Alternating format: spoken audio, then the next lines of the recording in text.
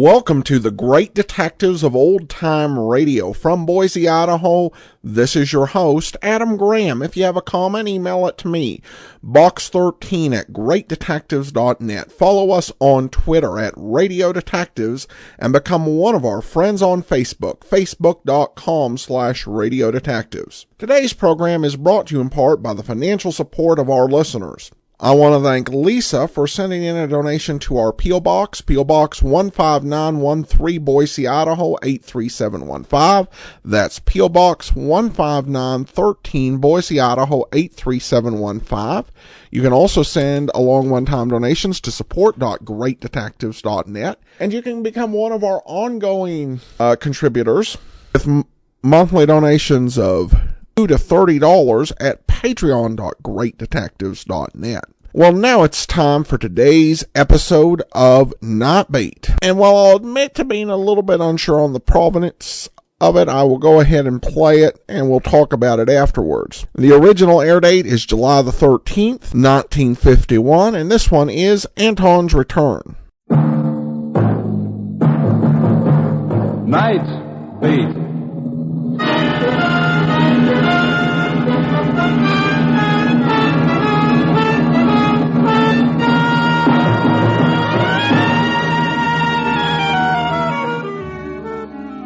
Hi, this is Randy Stone. I cover the night beat for the Chicago Star.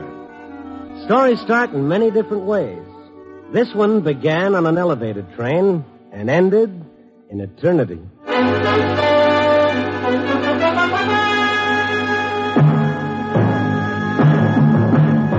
Night Beat, starring Frank Lovejoy as Randy Stone.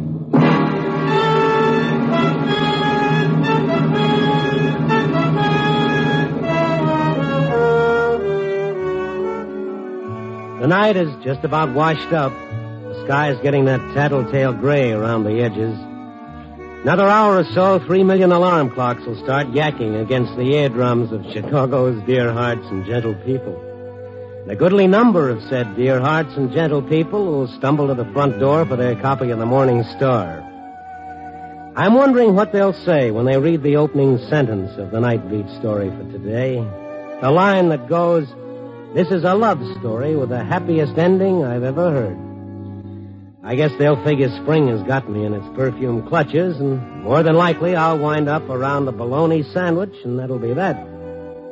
Only if they just keep reading, maybe they'll be in for a strange kind of surprise.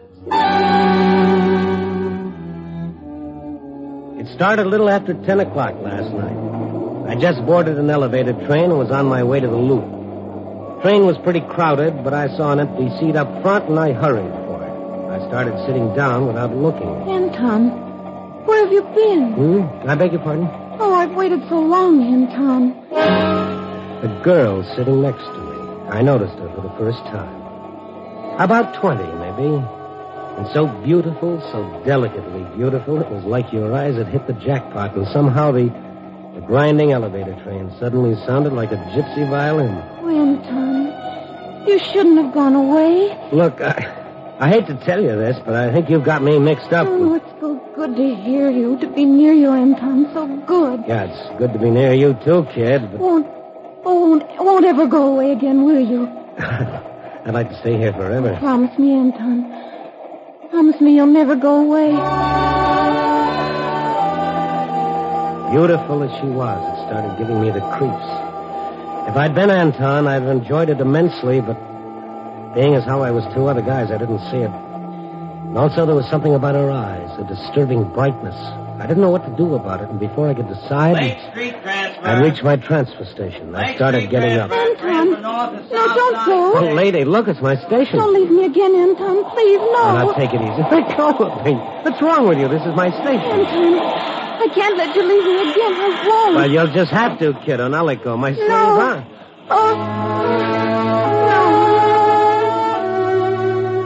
She folded up like a little rag doll into a dead faint. I bent over her, picked up her arm to massage her wrist. It was like touching a hot stove. She was burning up with fever. Passengers in the car were crowding around. The conductor still hadn't given the signal for the train to leave the station. I picked the girl up in my arms. It was like lifting a 10-year-old kid. She must have weighed a fast 90 pounds. I carried her out of the train onto the platform. Someone called for an ambulance. She was still unconscious when the ambulance came. She looked so small and so lost and so alone. And, well, according to her, I was Anton, so the least Anton could do would be to sit beside her on the long ride to the hospital. She was still out cold when we reached County Hospital. They found her name and address inside her purse. Mrs. Marisha Nowak, 612 Larrabee Street. I waited around to see what was wrong with her.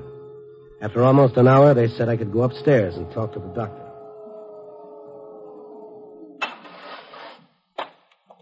Oh, Mr. Stone? Oh, yes. Doctor, I wanted to see you about that girl I brought in, Marisha Nowak. Yes. A relative of yours? Oh, no. I just met her tonight. No. I'm afraid we've got to contact some relative right away. Nothing you can do for her, huh? Do for her? Poor kid's been sick for years and waits till she's dying before she comes to a hospital.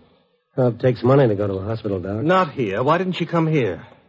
What's wrong with these people? Are they proud or stupid? 3 years ago, maybe we could have done something for her, but now... Well, yeah. I don't know, Mr. Stone. I don't know. It's completely frustrating. You study medicine, what good does it do? Sometimes life doesn't seem to make any sense. Since when is it supposed to make sense? I sound like this is my first patient. Not very professional, I'm afraid. But don't worry about it. It's human. Now, this girl keeps talking about her husband, Anton. Well, she was talking that way when I met her. Yes, he's supposed to take her away someplace, to Mexico, she says, where it's warm and she'll get well. What do they expect? Miracles? Oh, sure, miracles. Maybe Mexico was going to be her miracle. Do you have any idea how to contact her husband? Doesn't the girl know where he is? Doesn't seem to, even when she's not delirious. Got an address from her purse, a place over on Larrabee Street, north of Chicago Avenue. Yes, I know that neighborhood. Furnished rooms with kitchen privileges. Bring your own mousetraps. Lovely. No phone listing. I was thinking of calling the police. Yeah. Trouble is, there's so little time. Well, how much time? I don't know. Could happen 5 minutes from now. 5 hours. Well, I'll tell you what. I'll drop by her address and see what I can find out. Doctor, she's conscious again. Rational. Oh. She wants to talk to you. All right, nurse. Care to see her, Mr. Stone? Yeah. The doc turned and walked into the room, and I followed him. That's a nice, promising beginning for a love story with a happy ending, Only when we got inside Marisha Nowak's room, the joke was on me. There was no hearts and flowers. She was even more beautiful than before. The black hair spread out on the white pillow, her delicate face, and the lovely eyes following us as we came into the room. No fear in those eyes. None at all. Just a sort of questioning. Doctor, have you found him yet? Not yet, Marisha. We're still trying. This is Mr. Stone. He's trying to help us locate your husband. Oh, I hope you find him. Poor Anton. He'll feel so bad if you don't find him in time. Well, of course he will. That's why the doctor'd like you to tell me anything you can that might help us find him. But I told the doctor. He went to find work, my Anton. So he could take me away where I could get well and could be a wife to him. Does it bother you to talk? Does it tire you? No. No, I like talking about him. And there's so little time. Doctor said you were planning on going to Mexico. To Las Flores. The little town of the flowers in Veracruz. My ring is from Mexico. See? Silver and turquoise. It's nice. We were married with 2 rings. Exactly alike. Silver and turquoise. You think Anton could have gone there, to Mexico? No. No, he'd never have gone there without me. The little town of the flowers. Like we planned on our honeymoon. Just like it said in the travel folder. With thousands of blossoms on the water. Perfuming the air. But we went to a real hotel here in Chicago on our honeymoon. Anton insisted on it. Even though we couldn't afford it. It was in the winter and it was cold in Chicago like now. Icicles hung from the trees, breaking the branches. But in the room it was warm. And we had each other.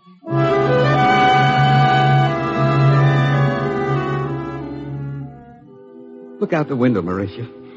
You know, I've never seen the lake from up high. Isn't it beautiful? Oh, Anton. I'm so happy, Anton. But wasn't it extravagant coming here to a hotel? I'd have been just as satisfied going straight to our room. On Larrabee Street? Nah, Marisha, not on our honeymoon. We'll have time enough for that. How could you possibly imagine anything beautiful from a furnished room on Larrabee Street? Darling. But here, this is different. It's more than a hotel room in Chicago overlooking the lake. This is what we've dreamed of. Imagine it's Las Flores. Yes. The little town of the flowers. Look out there, Mauricia. That isn't snow. It's thick tropical foliage. And those aren't icicles hanging from the trees. They're blossoms. And the wind is warm and soft outside. Oh, you'll get well, Mauricia. And we don't need money. We can live for practically nothing. Fresh fruit growing on trees. All we can eat. We will go there, Anton. We will. And I'll get well there. I'll be a wife to you, Anton. Just you wait and see.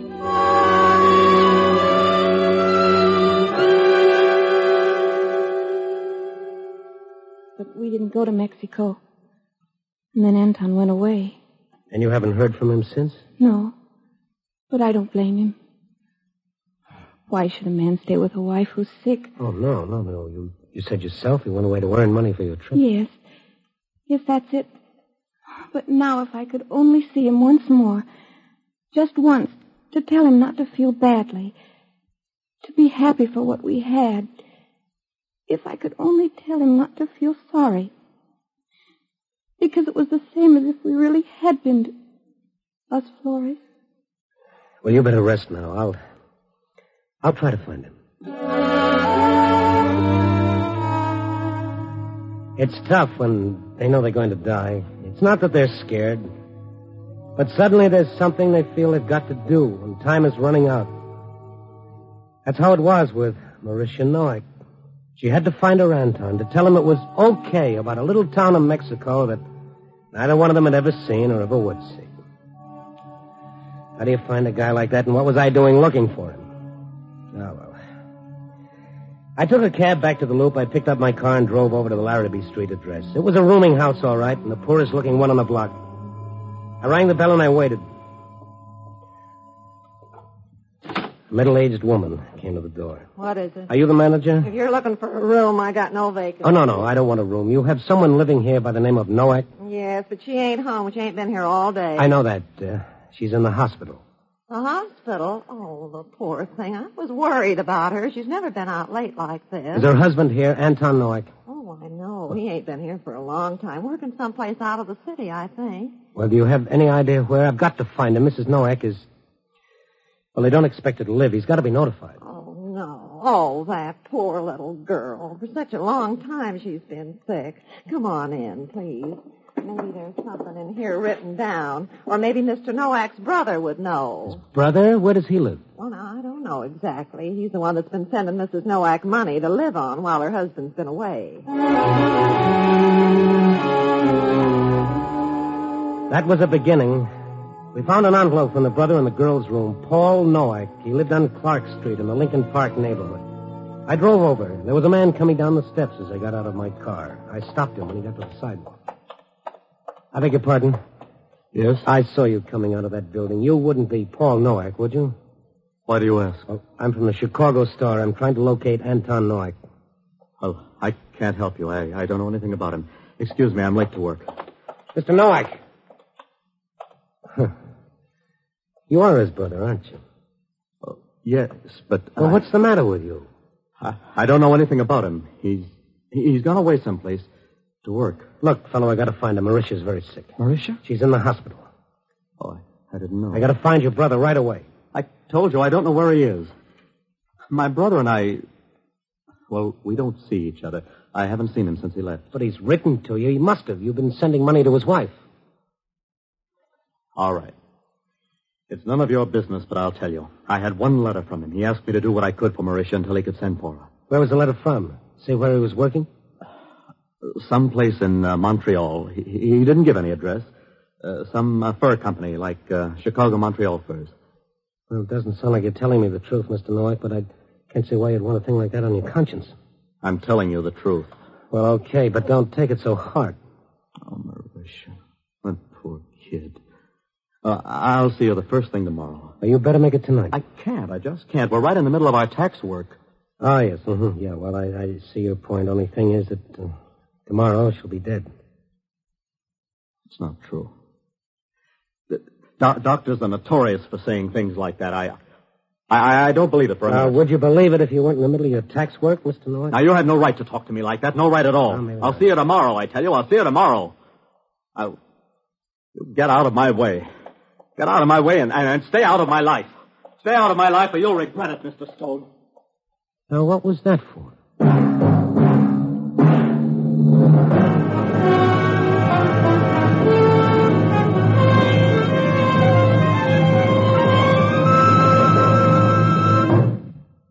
NBC is presenting Night Beat, starring Frank Lovejoy as Randy Stone.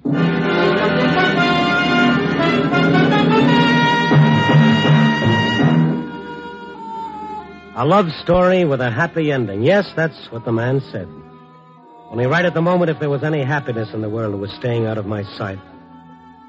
Almost midnight, and Marisha Nowak up at the hospital, hanging on to life by her fingernails until I could find her husband, Anton. Nothing to go on but the name Anton's brother had thrown at me, the Chicago-Montreal Fur Company.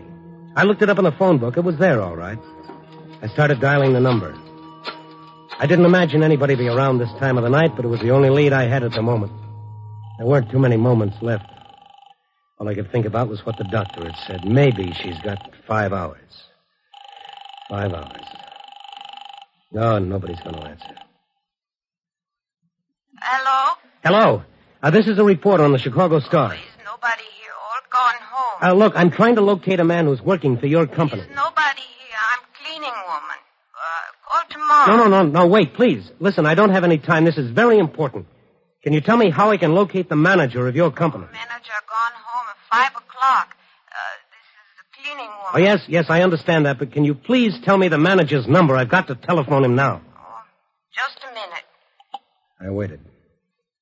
Seemed like forever while she went for the number. Hello? Yeah, were you able to find it? George Swanson. Lakeview 42311. Lakeview 42311. Thank you very much. Tell him I didn't give out the number, only because it's an emergency. Yes, all right. I'll tell him. Thank you. Goodbye.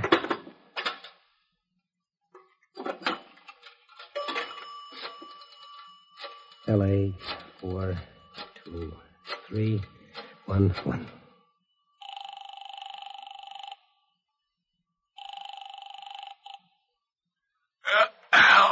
Hello, Mr. Swanson. Yes? I'm sorry to trouble you, Mr. Swanson, but it's very important. My name is Stone. I'm a reporter on the Star. I'm trying to locate a man who works for your company, an Anton Nowak. We have no one by that name working for us. What was that name? Anton Nowak. Never have had since I've been with the company. Of course, we're an old firm. May have been a way back. Oh, no. This would have been in the last year or so. No, sorry. Would you have any way of knowing if he worked at your Montreal branch? We have no Montreal branch. Isn't your company the Chicago-Montreal Fur Company? Yeah, that's right, but we haven't had a branch in Montreal for years. That used to be our headquarters when the company first started, but we're strictly a Chicago firm now. Oh, I see. Well, thank you very much. I'm sorry to have troubled you. Oh, not at all. If it's going to be printed in the papers, don't forget to mention our name. No, I won't. Goodbye, Mr. Swanson. Something was beginning to smell, and it wasn't just the west wind out of the stockyards. I checked the vital statistics on deaths. No Anton Nowak since 44. Checked the police records for amnesia cases.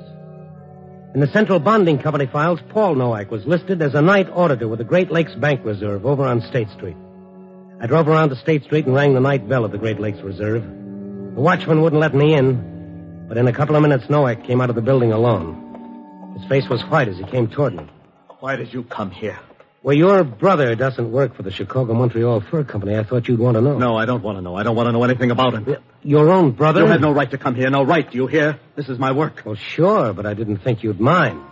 After all, you've got nothing to hide. Of course I have nothing to hide. They know me here. I'm respected. I have a position of trust. You had no right to come here and make trouble for me. It's taken me years to get where I am. All right, now, just take it easy. Nobody's interested in making trouble for you. But I am interested in finding Anton Nowak, and whether you like it or not, that's what I intend to do. Well, then find him. Find him, only stay away from me. Stay away from my work. I can't help you. I told you that. Now stay away from me. I didn't have time to twist his arm. As a last resort, I headed across town to police headquarters, Bureau of Missing Persons, of my old friend, Sergeant Adams. No, Randy, no. He's never been listed as a missing person. Somebody would have had to report him, his wife or a brother, for us to have a record on him. Yes, Adams, I know that, but the guy is missing. You say you checked the death records. That's right. How about hospital records? Well, there's nothing to go on and not enough time, Adams. I tell you, I gotta find the fellow tonight, tomorrow, the latest. Yeah. Date of disappearance, May 10th, 1948. Did you check the arrest records for that date? Nothing under Noack. How about John Doe's? John Doe's? No, I never thought of that. Yeah, well, come on. It won't take much time. You never can tell. Just might be something. Usually you find something on these John Doe's after you had them a while. FBI prints, pictures, or else they just break down and tell us who they are. Of course, if they're just John Doe drunks, just a matter of sobering them up. Right in here, Randy. Hi, Mac. Hello, Adams. Arrest records, 48, May 10th. Okay. You better make it May 11th, too. You the guy that phoned earlier? Yes, I phoned. Nothing under those names you asked about. Yeah, Mac, we want to have a look at the John Doe's. Here you are. Yeah. May 10th. A's, B's, C's, D. Day. Dalton, Denver, Dill, Doe. John Doe, drunk. John Doe, drunk. John Doe, drunk. Must have been kind of drunk out there. Here's one, John Doe, armed robbery. Let me see the file on this one, Mac. 192701. You think there'd be any information in the file? You never can tell, Randy. Personal property slip sometimes has information you can use. Here you are. 192701. John Doe, age 23, hair dark, eyes brown, height 5'10", 3/4, no identifying scars. Well, that age is right. It could be Noack. What'd he do? Hold up. Captured by the victim. Must have been new at the game. Let's look at what else you got, huh? Yeah, we'll have a look at the personal property list, stuff he had on him when he was booked. Brown suit, white shirt, blue striped tie, no hat, white handkerchief. What is this under jewelry? One only, hand ring, Indian. Silver and turquoise. What else? Cash, 8 cents. Identification? No. That's about all. Oh, here's a note. I guess he was trying to get away. One only, travel folder on Mexico. I'd found him. Anton Noack was John Doe, arrested for robbery May 10th, 1948, convicted and sentenced to Joliet for 2 to 5 years, still under the name of John Doe. It was beginning to fit together, sure. He didn't want her to know. That's why he hadn't written. That was the reason for the lie about the job in Montreal. He was afraid it would hurt her. And the prison record, that's why his brother wouldn't tell where he was. Afraid that somehow Anton's crime would reflect on his own bank job. I jumped into my car and headed out Ogden Avenue towards Joliet, over 30 miles away. It was the middle of the night. I had no idea what I could do when I got there. All I knew was I had to get there fast. Maybe he'd been released.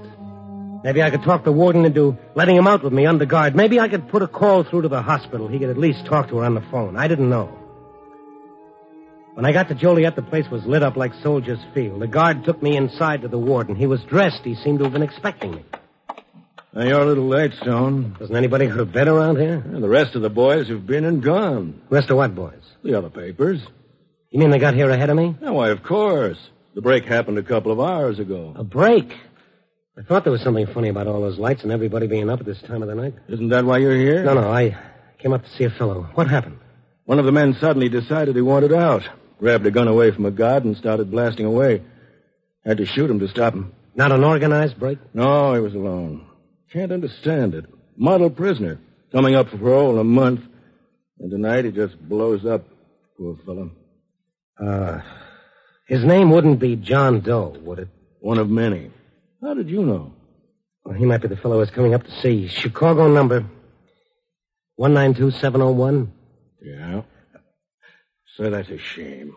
He's in a hospital cell down the hall. I see him? He's pretty bad off. I'd like to see him if you don't mind, Warden. Come on. Thank you. Funny about these John Does. Did you know him? No, I don't. I think I know his wife. Usually something pretty decent about them. Trying to protect their families mostly. Can't hardly blame them either. Oh, hello, Warden. Doctor, this is Mr. Stone. Mm-hmm. One of the Chicago papers. All right if we go in and talk to him for a minute? Well, I'm afraid it won't make much difference, Warden. Go ahead, Stone. Thank you. Hello, fella. Hi. I don't want to bother you, but I came up here tonight looking for a fellow named Anton Noack. My name's John Doe. Yeah, this Anton Noack, I never met him, but From what I hear, he's quite a guy. I wouldn't know. I had it from a girl named Marisha, his wife, I believe. She loved him quite a lot. By the way, that ring you were wearing, where'd you get that? I stole it. Really? Why would anyone steal a cheap little bit of silver and turquoise? I happen to like it. Uh-huh. I saw one like that on a girl once. It was a wedding ring. The girl liked it, too. This fellow Nowak gave it to her, but then he got into some sort of a jam. He had to go away for a while. Didn't tell her anything about what happened. He was afraid it might have hurt her. Would have killed her. No. Would have made her unhappy, maybe. But she would have understood. She loved him an awful lot. She would have been glad he was squaring things up. She loved him an awful lot. What do you want, mister? Well, like I said, I was just looking for a fella. Just one question for the paper. I'm sorry I have to ask you, but how did you happen to pick tonight to break out? Why didn't you wait for your release? I don't know. Something made me. Something kept telling me she needed me. Doctor, quick. Marisha. Flowers on the water. How beautiful in the sunlight. He's gone. Instinctively, I looked down at my watch. 2:35 in the morning. A nice lonely time to make your curtain call. 2:35 a.m. Fine little night I've been having. I really felt low. I telephoned the story into the paper and went back to the hospital. I wasn't going to be much help to Marisha Nowak, but I promised I'd come back. The doctor was in the hall working over some reports at the night desk. He looked up when I stepped out of the elevator. Hello, Mr. Stone. Hello, Doc. I found our Anton all right. Hmm? A little too late, though. Dead. Really? Wouldn't have made any difference. She, Yeah? I'm making out the report now. Oh, great. Wasn't so bad, Stone. Wasn't bad at all. She was happy. I've never seen anyone so happy. What did she have to be happy about? Who knows? But right at the last, this wonderful smile came across her face.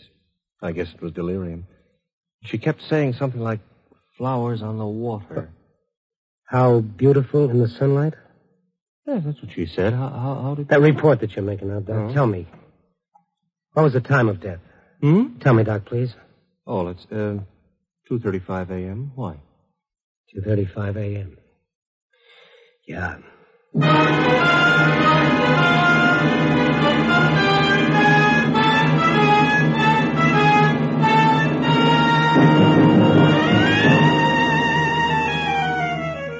So here I sit, watching the dawn creeping up on Chicago, tapping out 30 to my story for the night. A love story, no less. A very pessimistic fellow once wrote, when two people really love each other, there can never be a happy ending. Well, it could be. But then again, maybe that pessimistic fellow used one word too many. Maybe when two people really love each other, there can never be an ending. Oh, who knows? You pays your money, you takes your choice. Copy, boy.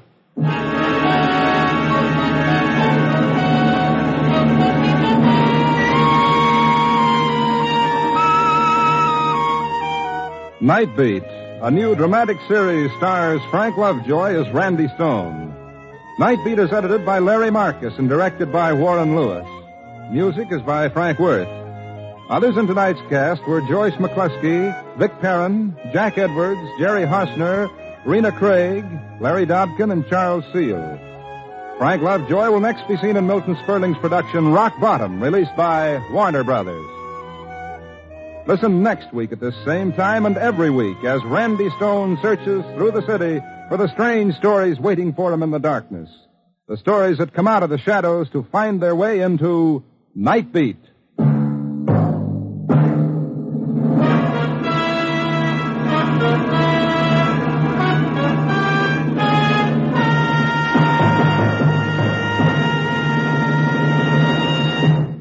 There's more great action-packed entertainment for you throughout the week on NBC. Other mystery adventure programs include such popular shows as Dragnet, High Adventure, and Christopher London.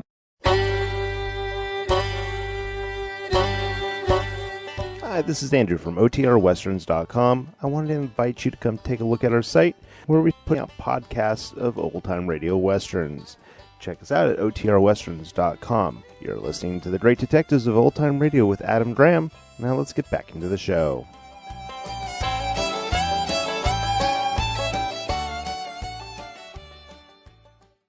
Welcome back. Well, it's a good episode, but may sound familiar to long-term listeners because it's essentially the same thing as Flowers on the Water.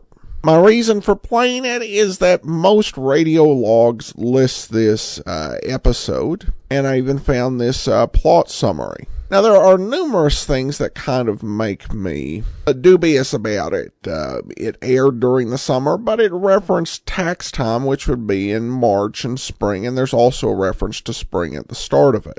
This also could be a straight out-and-out replay of that episode, which wasn't totally unheard of by 1951, with all of these episodes being transcribed. So again, we went with the best sources available, but whether this is correct or not, who knows? They do label this episode generally Antonio's Return, which is odd as there's no one named Antonio in the plot. It's Anton. Regardless, the story's got a definite sense of tragic, yet somewhat beautiful romance, while still showing Randy's willingness to take on the tough task in the middle of the night when there's no one else really available to do it. All right, well, that will do it for today. Join us back here tomorrow for Pursuit, and then next Monday, it's another episode of Nightbite. In the meantime, send your comments to box13@greatdetectives.net. Follow us on Twitter at Radio Detectives and become one of our friends on Facebook, facebook.com/Radio Detectives. From Boise, Idaho, this is your host, Adam Graham, signing off.